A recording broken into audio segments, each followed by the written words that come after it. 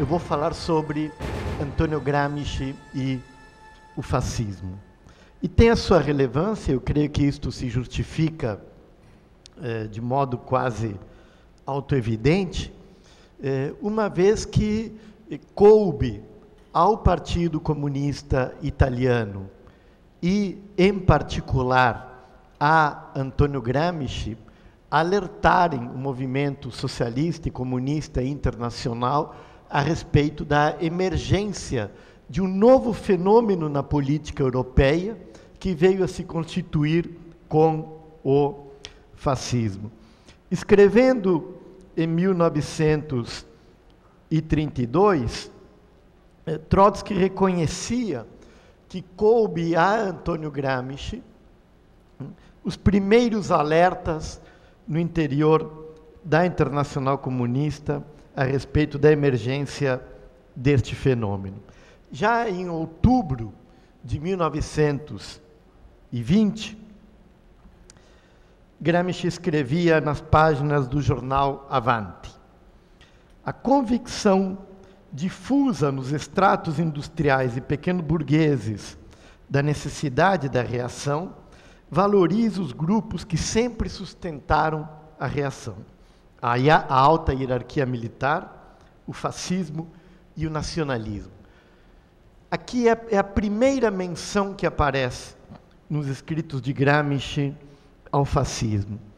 E, ao mesmo tempo, desenvolve-se, primeiro, a constatação de que o fascismo é um instrumento da reação, mas também uma análise bastante precisa a respeito das forças sociais que se encontravam no fascismo.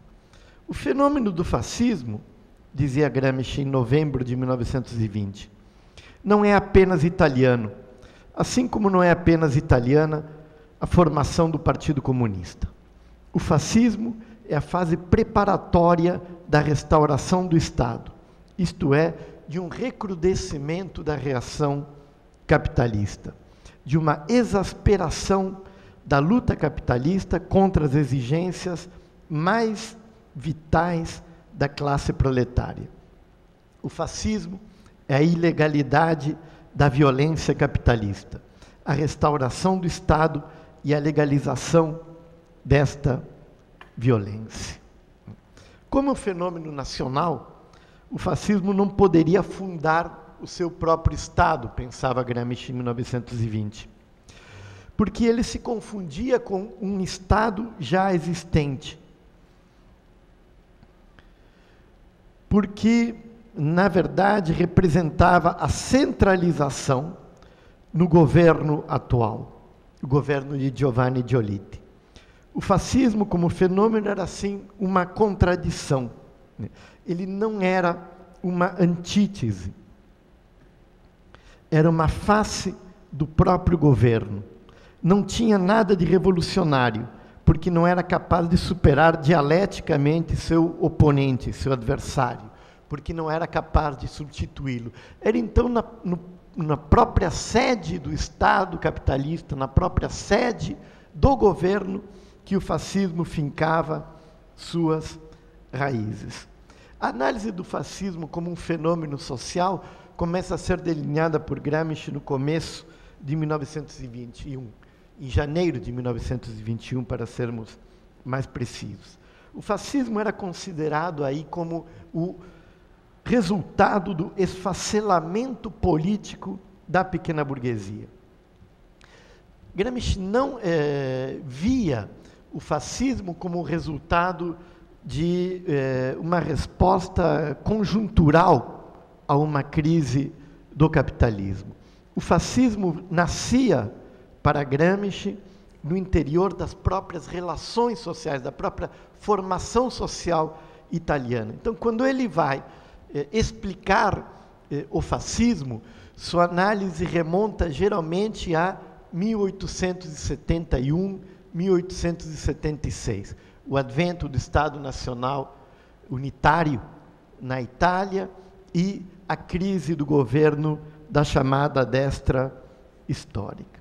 O processo de esfacelamento político da pequena burguesia, dizia Gramsci, encontrava-se intimamente relacionado com o desenvolvimento da grande indústria e do capital financeiro. Sem uma função econômica propriamente dita, na vida moderna, a pequena burguesia teria se tornado uma classe puramente política e se especializado no cretinismo parlamentar, na ocupação dos postos governativos e no serviço público.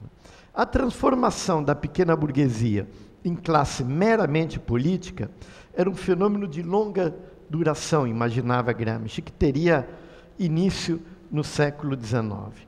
Sem uma função positiva na sociedade, sem uma função produtiva, restava à pequena burguesia incrustar-se nas instituições do Estado italiano. Mas a crise do parlamentarismo, a partir do final do século XIX, ameaçava essa classe política. A principal razão para esta crise do parlamentarismo parece ser, segundo Gramsci, o advento das grandes massas na política. Escreve ele em janeiro de 1921. A Semana Vermelha, de junho de 1914, contra os massacres, é a primeira grandiosa intervenção das massas populares na cena política, para opor-se diretamente aos arbítrios do poder, para exercitar realmente a soberania popular, que não encontra mais qualquer expressão na Câmara Representativa. Pode-se dizer, escrevia, que em junho de 1914 o parlamentarismo entrou na Itália na via de sua dissolução orgânica. E com o parlamentarismo, a função política da pequena burguesia também entra em crise. E nesse contexto, então, no qual a pequena burguesia perde a sua função econômica e vê sua função política ameaçada, que ela se radicaliza e torna-se também ela, a pequena burguesia, antiparlamentar. O fascismo é a nova encarnação política da crise da pequena burguesia. A pequena burguesia, escreve, depois de ter esgotado o parlamento e está esgotando o Estado burguês. Ela substitui sempre em maior escala a autoridade da lei pela violência privada e exerce, e não pode fazer de outro modo, esta violência caoticamente, brutalmente, e faz sublevar contra o Estado, contra o capitalismo, estratos cada vez mais amplos da população. A radicalização da pequena burguesia introduziu um novo termo na vida política italiana, um termo médio entre o poder burguês e o poder proletário, o qual provocava, ou poderia provocar, dizia Gramsci, a destruição tanto de uns como de outros. A ascensão do fascismo representava também uma ameaça ao poder burguês. Mas era uma ameaça que a própria burguesia estimulava. Se a violência fascista conseguiu tornar-se possível e efetiva, é porque ela teria encontrado amparo no próprio Estado burguês. Coube ao aparelho judicial e policial proteger a violência fascista. Escrevendo em junho de 1921, Gramsci afirmou: os fascistas puderam desenvolver sua atividade apenas porque dezenas de milhares de funcionários do Estado, especialmente dos corpos de segurança pública, delegacias, guardas régias, carabineiros e da magistratura, tornaram-se seus cúmplices morais e materiais. Estes funcionários sabem que sua impunidade e suas carreiras estão estreitamente ligadas à fortuna das organizações fascistas. E por isso tem tido interesse em sustentar o fascismo em qualquer tentativa que este queira fazer para consolidar a sua posição política. Existia aqui, entretanto, um problema. Uma dupla soberania se constituía, e uma dupla soberania que não poderia perdurar. Existem hoje, escrevia Gramsci em julho de 1921, dois aparelhos repressivos e punitivos: o fascismo e o Estado burguês. Um simples cálculo de utilidade induz a pensar que a classe dominante desejará, em certo ponto, amalgamar também oficialmente estes dois aparelhos, e que despedaçará as resistências opostas pelas tradições do funcionamento estatal com um golpe de força contra todos os organismos centrais do governo. Desde junho de 1921, Gramsci alertava a respeito da possibilidade de um golpe de Estado dos fascistas, isto é, do Estado-Maior, dos latifundiários e dos banqueiros assumirem o poder. Isto ocorre, de fato, com a Marcha sobre Roma, que ocorre um ano mais tarde, em 28 de outubro de 1922. Bem, como eu tenho procurado enfatizar aqui, o fascismo era visto por Gramsci como um movimento político que fundava o seu poder nos estratos profundos da pequena burguesia, e em particular da pequena burguesia rural. Daí uma concepção hierárquica do fascismo. Isso é a concepção de uma sociedade moderna constituída por uma série de pequenas corporações organizadas sob o controle da elite fascista. Gramsci estava bastante atento, e esteve sempre atento, às divisões no interior do fascismo. E via pelo menos dois grandes grupos deste fascismo como movimento, ou seja, do fascismo antes da chegada ao poder. Um grupo urbano e parlamentar e conciliador, né, que encontraria sua máxima expressão na figura de Mussolini. E um grupo radical, rural, vinculado aos interesses agrários, que se expressaria nos chamados fasci, nos grupos armados de repressão aos movimentos dos camponeses. Bem, como eu dizia, um movimento fundado nos estratos populares, nos estratos profundos da pequena burguesia, que tinha como programa uma sociedade constituída por uma série de pequenas corporações organizadas sob o controle dos fascistas. Este não era e não poderia ser o programa dos industriais. Esse programa pequeno burguês não encontrou apoio imediato entre os industriais, os quais resistiram a entrar nas corporações nacionais fascistas. Aqui Gramsci distingue duas posições burguesas muito importantes, uma representada pelo jornal La Stampa e outra pelo jornal Corriere della Sera. São dois jornais que existem até hoje na Itália. Já com o governo fascista constituído, ou seja, após outubro de 1922. Dizia Gramsci que, depois de terem contribuído para a ascensão do fascismo ao poder, estes grupos burgueses emitiam fortes sinais de oposição, os quais representavam os interesses da indústria e do comércio.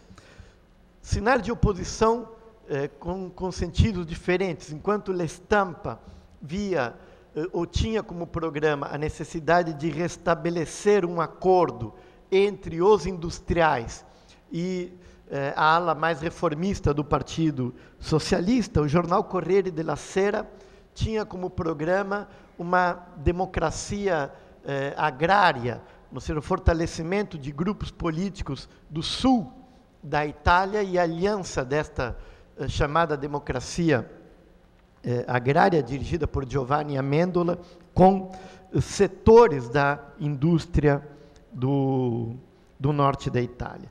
Mas esta oposição burguesa, ela ganha força com o assassinato de Giacomo Matteotti, em 10 de junho de 1924, e a crise política que ali tem lugar. A crise política repercutiu fortemente sobre os estratos médios e a pequena burguesia, comprometendo a base de dominação fascista. É muito interessante quando reconstruímos a trajetória do fascismo na Itália, porque isto nos permite verificar que o fascismo nunca foi a primeira opção, né, da burguesia italiana, né, e sequer foi a última opção da burguesia italiana. Mas também é interessante para verificarmos como a ascensão do fascismo ocorre por uma série de eventos contingentes, ou seja, eventos da luta de classes cujo resultado não estava previamente definido. Aqui o assassinato de Giacomo Matteotti, um parlamentar reformista, ele pertencia ao Partido Socialista Unitário, desata, um assassinato promovido por bandos fascistas, desata uma crise importante na política italiana, levando aqui a oposição parlamentar se retire do parlamento e cria aquilo que se denominou, por analogia, como a oposição do Aventino. O Aventino era uma colina na periferia de Roma, onde, durante a República Romana, no começo da era cristã, o povo teria ido depois de abandonar a cidade em protesto contra o Senado. Bem, fortalecia-se neste processo desencadeado pelo assassinato do deputado Giacomo Matteotti, uma oposição constitucional. Mas esta se revelava impotente mais uma vez. Os comunistas se uniram à oposição do Aventino em um primeiro momento, né, e depois, quando viram que esta não levava a cabo uma luta consequente contra o governo Mussolini e, na verdade, procurava simplesmente substituir este governo e instituir uma ditadura de tipo militar, os comunistas se afastam. Escrevia Gramsci na ocasião. Ela, a oposição constitucional, reflete em substância a impotência da pequena burguesia para enfrentar sozinha a luta contra o fascismo. Impotência determinada por um conjunto de razões, das quais derivam também a atitude destes estratos extremamente oscilantes entre o capitalismo e o proletariado. A pretensão da oposição parlamentar de derrotar o fascismo no terreno parlamentar esquece, escreve Gramsci, que a natureza fundamental do governo fascista é aquela de uma ditadura armada. O fascismo, na sua verdadeira essência, é construído pelas forças armadas, operando diretamente a serviço da plutocracia capitalista e dos agrários. A crise política era aqui uma expressão de uma crise da sociedade italiana. Uma crise que havia se agravado com a guerra, aprofundado-se e tornado-se insuperável. A crise era consequência da ausência de adesão das grandes massas ao Estado, da falta de uma classe dirigente capaz de conquistar esta adesão e da emergência dos trabalhadores na vida política. É muito interessante percebermos que não há, na análise de Gramsci, um discurso propriamente econômico. A análise de Gramsci é fundamentalmente política. É a política o que explica a ascensão do fascismo. A incapacidade da burguesia se afirmar como classe dirigente de toda a nação. A incapacidade da burguesia responder ao problema da entrada das massas e da classe trabalhadora na vida política por intermédio do sufrágio universal e da ação sindical. É esta a razão da emergência do fascismo. Na opinião pública da época, afirmava-se que a crise caracterizava-se pelo declínio das classes médias. Gramsci partilhava este diagnóstico, mas compreendia este processo de um modo mais amplo. A preponderância dessas características devia-se à importância das classes médias para a ascensão do fascismo. O lugar da classe média na sociedade italiana era determinado pelo escasso desenvolvimento industrial, o que permitiu que a pequena burguesia fosse muito numerosa e a única classe verdadeiramente nacional do ponto de vista territorial, uma vez que os latifundiários encontravam-se concentrados no sul e os industriais no norte. E deste modo, a única classe, a pequena burguesia, que poderia expressar o renascimento de uma ideologia patriótica depois da guerra. A crise aberta com o assassinato de Matteotti era também uma crise do próprio fascismo e de sua relação com as chamadas classes médias. Era efeito da incapacidade do fascismo em deter a crise das classes médias, marcadas pelo declínio e a falência das pequenas e médias empresas na cidade e pela crise fiscal que se abatia no campo com o aumento dos impostos. A originalidade do fascismo, escrevia Gramsci, em um informe apresentado ao Comitê Central do Partido Comunista em 13 e 14 de agosto de 1924. A originalidade do fascismo consiste em ter encontrado a forma adequada da organização para uma classe social, a pequena burguesia, que foi sempre incapaz de ter uma unidade e uma ideologia unitária. Aqui é bastante interessante porque os escritos do marxismo clássico, em particular os escritos de Marx de análise da situação francesa, que culminam no 18 Brumário primeiro e depois com a Guerra Civil na classe, insistiam na tese de que a pequena burguesia era incapaz de ter uma organização própria e autônoma. E aqui Gramsci subverte esta tese. Ele mostra que o fascismo era a primeira manifestação organizativa e ideológica própria da pequena burguesia. Com o fascismo, a pequena burguesia encontra o seu programa próprio. Esta forma de organização, escreve Gramsci, é o exército em campo. São as milícias. Organizativamente, o fascismo não existiria sem as milícias, sem sua organização militar. Daí sua incapacidade de conquistar efetivamente o Estado. A conquista do Estado era o slogan de Mussolini. O que Gramsci diz é que com milícias não se conquista o Estado, porque conquistar o Estado significava superar os capitalistas no governo das forças produtivas. No programa fascista, conquistar o Estado só poderia significar a criação de um mecanismo eleitoral que desse aos fascistas permanentemente a maioria parlamentar. Ou seja, não era possível, exclusivamente com milícias, a conquista efetiva do Estado, ou seja, o governo da produção.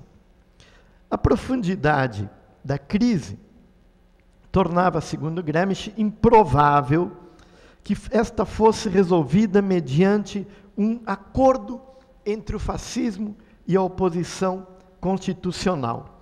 A solução que Gramsci considerava mais provável era a de uma cisão da maioria do fascismo e o retorno da oposição ao parlamento para construir um governo provisório de generais, senadores e ex-presidentes do Conselho, a dissolução da Câmara e o estado de sítio.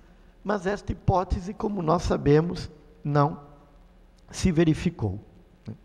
O período que transcorre, então, do assassinato de Matteotti, no dia 10 de junho de 1924, até o discurso de Mussolini, em 3 de janeiro de 1925, o discurso que encerra a crise, no qual são anunciadas as medidas de exceção.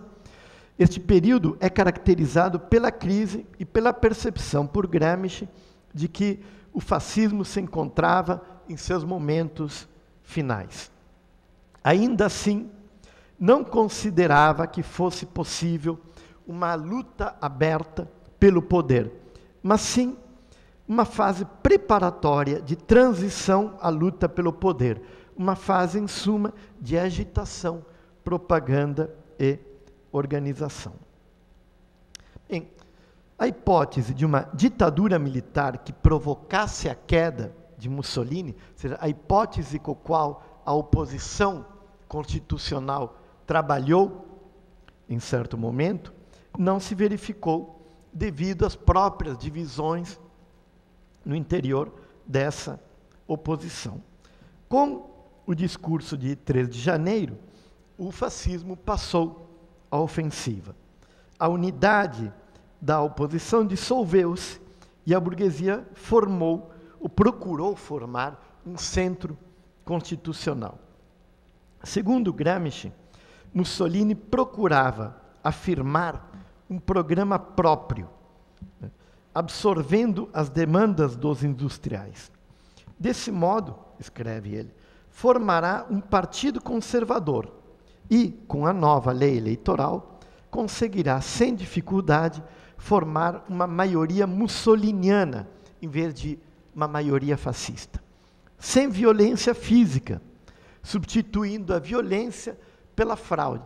E aqui o que Gramsci começa a perceber é a passagem de um governo fascista para um regime fascista. A historiografia contemporânea nossa tende a considerar que, a partir de 1925, tem início um regime fascista. Gramsci aqui estava atento às mudanças e, em particular, à nova atitude da burguesia italiana. O fascismo, escreve ele, em novembro de 1925, ou seja, 11 meses depois daquele discurso de Mussolini. O fascismo atingiu hoje o ápice de sua parábola e está unificando em torno de si a burguesia e reduzindo, então, ao mínimo a debilidade organizativa da própria burguesia. O grande conselho fascista tornou-se o órgão central da burguesia que domina sobre tudo. E esta unificação da burguesia em torno do fascismo permite à burguesia manter-se, mesmo se suas bases econômicas são historicamente superadas, porque a organização pode permitir a uma classe manter o poder por um certo tempo, mesmo quando lhe falta a força econômica. Ou seja, é a partir de 1925 que o fascismo passa a incorporar a burguesia em seu interior. Esta periodização do fascismo é muito importante. Provavelmente não é o mesmo caso da Alemanha. Mas é bastante claro, no caso italiano, que pelo menos até 1924, a burguesia industrial italiana esteve na oposição. É apenas com a constituição do fascismo como regime que este absorve programaticamente a burguesia. Este processo de adesão da burguesia ao fascismo carrega consigo contradições. Uma das mais importantes é a reorientação da política econômica, ou seja, o fascismo abandona aquele programa, né, de a constituição de uma sociedade baseada numa série de pequenas corporações controladas por uma elite fascista. E passa a defender uma nova política econômica e a adoção de medidas de regulação do mercado financeiro que tiveram como efeito colateral atingir fortemente a pequena burguesia, a base social do fascismo.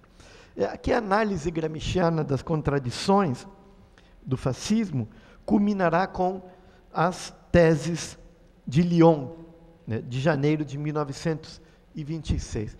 Um dos documentos mais importantes da história do movimento comunista e um documento que deveria ser de leitura obrigatória em todo o curso de formação política. A análise de Gramsci a respeito do fascismo neste documento se desenvolvia em vários planos. Politicamente, o fascismo era visto como um movimento da reação, que se propõe o objetivo de desagregar e desorganizar a classe trabalhadora para imobilizá-la, retomando o quadro da política tradicional das classes dirigentes italianas. A expressão da luta do capitalismo contra a classe operária. Socialmente, o fascismo encontra sua base na pequena burguesia e em uma nova burguesia agrária, nascida das transformações da propriedade rural em algumas regiões. Ideologicamente, a unidade do fascismo, sua unidade organizativa, era dada pelas formações militares nas quais as tradições da guerra eram revividas no combate contra a classe trabalhadora. E economicamente, o fascismo agia como instrumento de uma oligarquia industrial e agrária para concentrar nas mãos do capitalismo o controle de todas as riquezas do país. A novidade do fascismo na política italiana estava no abandono da tática de acordo e compromisso e do programa de conservação e reação que havia caracterizado a história italiana. O programa e a tática dos fascistas tinham o propósito de realizar uma unidade orgânica de todas as forças da burguesia em um único organismo político, sob o controle de uma única central, que deveria dirigir conjuntamente o partido, o governo e o Estado.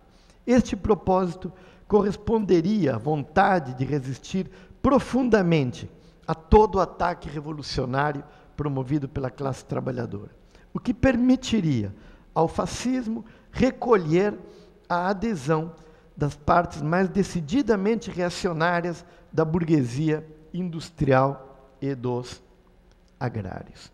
Essa concentração do poder e da economia determinaria a expoliação da classe trabalhadora e da pequena burguesia. As consequências desta política, a oposição da população agrária no Sul, a crise da pequena burguesia e sua radicalização, e a resistência ativa da vanguarda do proletariado e passiva das grandes massas, criavam problemas para o fascismo, que eram enfrentados fazendo recair sobre toda a sociedade o peso de uma força militar e um sistema de compressão que mantinha toda a população incrustada no fato mecânico da produção, sem possibilidade de ter uma vida própria, de manifestar uma vontade própria e de organizar-se para a defesa dos próprios interesses. A violência física e as perseguições policiais eram operadas sistematicamente, principalmente no campo, para incutir o terror e manter uma situação de estado de sítio. A violência permanente, entretanto, agudizava as contradições. O resultado desta abrangente atividade de reação e compressão, escrevia Gramsci, é o desequilíbrio entre a relação real de forças e a relação das forças organizadas. Por isso, há um aparente retorno à normalidade e à estabilidade, corresponde uma agudização dos contrastes, prontos a irromper a qualquer instante por novas vias. Poucos meses depois da aprovação destas teses de Lyon, Gramsci seria preso e permaneceria por 10 anos na prisão. Mas creio que, principalmente estes escritos do período pré-carcerário, constituem o primeiro esboço de uma teoria marxista do fascismo, e uma teoria sobre a qual nós precisamos voltar hoje para compreender a emergência daquilo que alguns autores, como Enzo Traverso, têm, a meu ver, chamado propriamente de um pós-fascismo. Obrigado pela atenção.